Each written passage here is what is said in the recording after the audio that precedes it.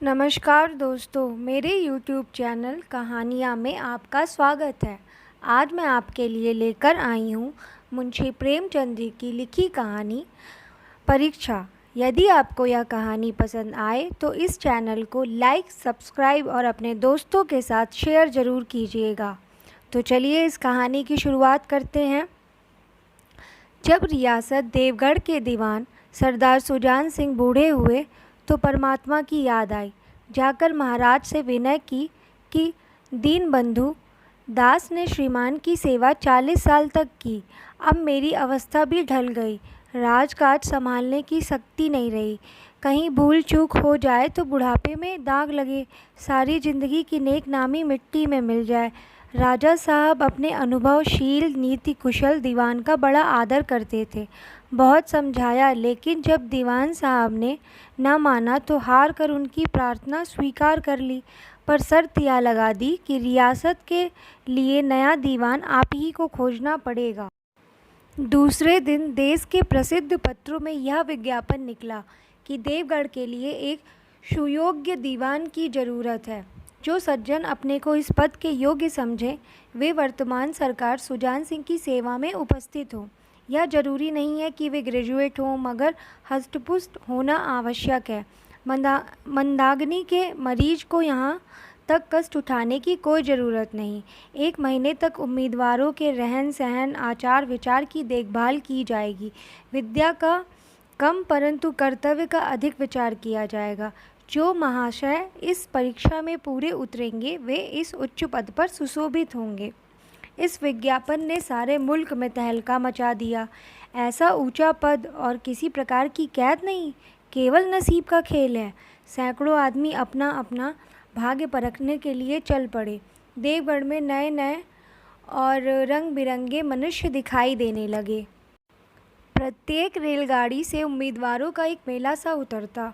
कोई पंजाब से चला आता था तो कोई मद्रास से, कोई नई फैशन का प्रेमी, कोई पुरानी सादगी पर मिटा हुआ।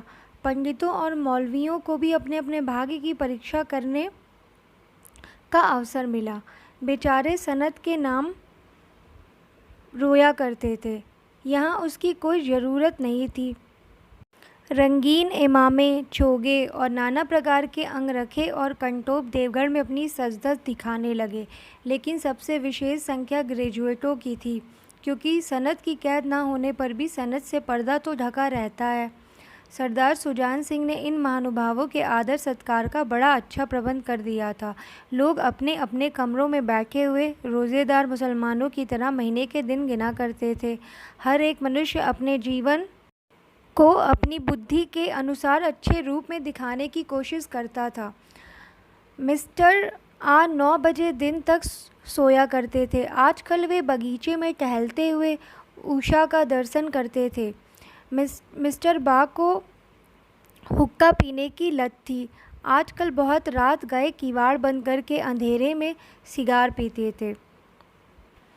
मिस्टर द सा और ज से उनके घरों पर नौकरों की नाक में दम था, लेकिन ये सज्जन आजकल आप और जनाब के बगैर नौकरों से बातचीत ही नहीं करते थे। महाशय का नास्तिक थे, हंसले के उपासक, मगर आजकल उनकी धर्मनिष्ठा देखकर मंदिर के पुजारी को पदच्युत हो जाने की शंका लगी रहती थी। मिस्टर ला को किताब से घृणा थी, परंतु आजकल वे बड़े बड़े ग्रंथ देखने पढ़ने में डूबे रहते थे। जिससे बात कीजिए वह नम्रता और सदाचार का देवता बना मालूम पड़ता था।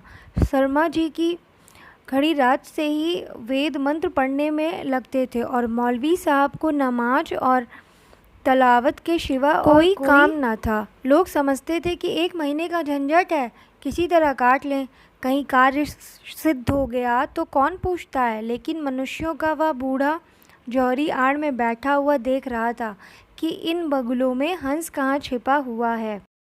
एक दिन नए फैशन वालों को सूझी कि आपस में हॉकी का खेल हो जाए। यह प्रस्ताव हॉकी के मंजे हुए खिलाड़ियों ने पेश किया। यह भी तो आखिर एक विद्या है, इसे क्यों छिपा कर रखें। संभव है कुछ हाथों की सफाई ही काम कर जाए। चलिए, तय हो गया, फील्ड बन गई। खेल शुरू हो गया और गेंद किसी दफ्तर के अप्रेंटिस की तरह ठोकरें खाने लगा।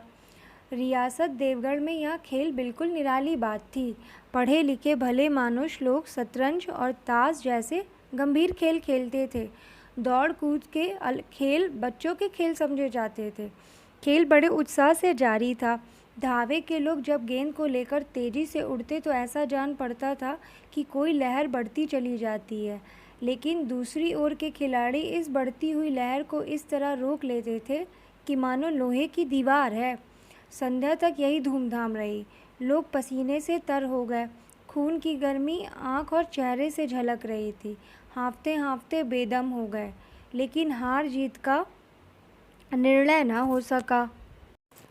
अंधेरा हो गया था। इस मैदान से जरा दूर हटकर एक नाला था। उस पर कोई पुल न था। पथिकों को नाले में से चलकर आना पड़ता था।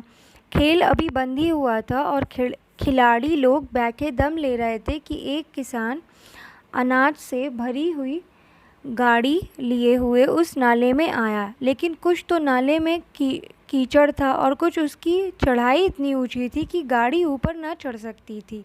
वह कभी बैलों को ललकारता, कभी पहियों को हाथ से ढकेलता, लेकिन बोझ अधिक था और बैल कमज़ोर। गाड़ी ऊपर को ना चढ़ती, और चढ़ती भी तो कुछ दूर चढ़कर फिर खिसक कर नीचे पहुंच जाती। किसान बार बार जोर लगाता और बार बार झुंझलाकर बैलों को मारता, लेकिन गाड़ी उभरने का नाम न लेती। बेचारा इधर उधर निराश होकर ताकता, मगर वहाँ कोई सहायक नज़र न आता। गाड़ी को अकेले छोड़कर कहीं जा भी नहीं सकता था। बड़ी आपत्ति में फंसा हुआ था। इसी बीच में खिलाड़ी हाथों में डंडे लिए घूमते घामते उधर से निकले। किसान ने उनकी तरफ सहमी हुई आंखों से देखा, परंतु किसी से मदद मांगने का साहस न हुआ। खिलाड़ियों ने भी उसको देखा, मगर बंद आंखों से, जिनमें सहानुभूति न थी। उनमें स्वार्थ था, मद था, मगर उदारता और वात्सल्य का नाम भी न था। लेकिन उसी समूह में एक ऐसा मनुष्य था जिसके हृदय में दया थी और साहस था। आज हॉकी खेलते हुए उसके पैरों में चोट लग गई थी। लंगड़ाता हुआ धीरे धीरे चला जाता था। अकस्मात उसकी निगाह गाड़ी पर पड़ी। ठिठक गया। उसे किसान की सूरत देखते ही सब बातें ज्ञात हो गई। डंडा एक किनारे रख दिया, कोट उतार डाला और किसान के पास जाकर बोला, मैं तुम्हारी गाड़ी निकाल दूं? किसान ने देखा, एक गठे हुए बदन का लंबा आदमी सामने खड़ा है। झुककर बोला, हुजूर, मैं आपसे कैसे कहूँ? युवक ने कहा, मालूम होता है तुम यहाँ बड़ी देर से फंसे हो। अच्छा, तुम गाड़ी पर जाकर बैलों को साधो, मैं पहियों को ढकेलता हूँ, अभी गाड़ी ऊपर चढ़ जाती है। किसान गाड़ी पर जा बैठा।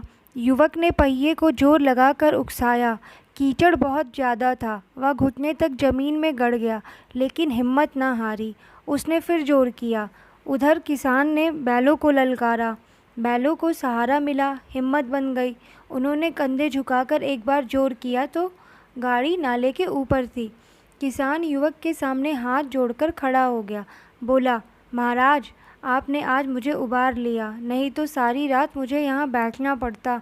युवक ने हंसकर कहा, अब मुझे कुछ इनाम देते हो? किसान ने गंभीर भाव से कहा, नारायण चाहेंगे तो दीवानी आपको ही मिलेगी। युवक ने किसान की तरफ गौर से देखा। उसके मन में एक संदेह हुआ, क्या यह सुजान सिंह तो नहीं है? आवाज़ मिलती है, चेहरा मोहरा भी वही। किसान ने भी उसकी ओर तीव्र दृष्टि से देखा। शायद उसके दिल के संदेह को भाप गया। मुस्कुरा कर बोला, गहरे पानी में बैठने से ही मोती मिलता है। निदान महीना पूरा हुआ। चुनाव का दिन आ पहुंचा। उम्मीदवार लोग प्रातःकाल ही से अपनी किस्मतों का फैसला सुनने के लिए उत्सुक थे। दिन काटना पहाड़ हो गया था। प्रत्येक के चेहरे पर आशा और निराशा के रंग आते थे। नहीं मालूम आज किसके नसीब जागेंगे, न जाने किस पर लक्ष्मी की कृपा दृष्टि होगी। संध्या समय राजा साहब का दरबार सजाया गया। शहर के रईस और धनाढ्य लोग, राज्य के कर्मचारी और दरबारी तथा दीवानी के उम्मीदवारों, का समूह सब रंग बिरंगी सज धज बनाए दरबार में आ विराजे। उम्मीदवारों के कलेजे धड़क रहे थे जब सरदार सुजान सिंह ने खड़े होकर कहा, मेरे दीवानी के उम्मीदवार महाशयों, मैंने आप लोगों को जो कष्ट दिया है उसके लिए मुझे क्षमा कीजिए। इस पद के लिए ऐसे पुरुष की आवश्यकता थी जिसके हृदय में दया हो और साथ साथ आत्मबल। हृदय वह जो उदार हो, आत्मबल वह जो आपत्ति का वीरता के साथ सामना करे। और इस रियासत के सौभाग्य से हमें ऐसा पुरुष मिल गया। ऐसे गुण वाले संसार में कम हैं, और जो हैं वे कीर्ति और मान के शिखर पर बैठे हुए हैं, उन तक हमारी पहुंच नहीं। मैं रियासत के पंडित जानकी नाथ सा दीवान पाने पर बधाई देता हूँ। रियासत के कर्मचारियों और रईसों ने जानकी नाथ की तरफ देखा। उम्मीदवार दल की आंखें उधर उठी, मगर उन आंखों से में सत्कार था, इन आंखों में ईर्ष्या। सरदार साहब ने फिर फरमाया, आप लोगों को यह स्वीकार करने में कोई आपत्ति ना होगी कि जो पुरुष स्वयं जख्मी होकर भी एक गरीब किसान की भरी हुई गाड़ी को दलदल से निकालकर नाले के ऊपर चढ़ा दे, उसके हृदय में साहस, आत्मबल और उदारता का वास है। ऐसा आदमी गरीबों को कभी ना सताएगा। उसका संकल्प दृढ़ है और जो उसके चित्त को स्थिर रखेगा, वह चाहे धोखा खा जाए परंतु दया और धर्म से कभी ना हटेगा।